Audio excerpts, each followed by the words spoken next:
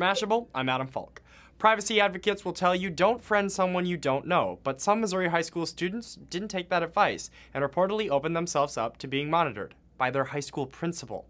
This spring, students began suspecting a Facebook person by the name of Susie Harrison was not real.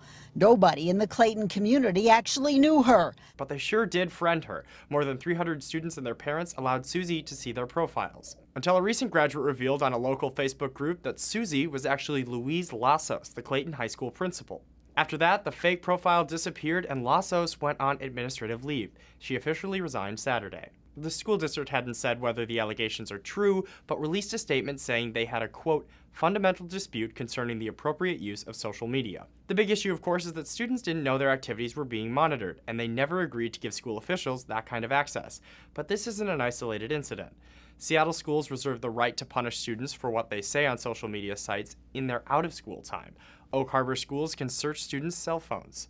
As Mashable reported in 2009, high school administrators forced a cheerleader to hand over her Facebook login information and punished her for what they found. So far, there's no clear law saying exactly how schools can use social media or whether they can monitor students' after-school activities.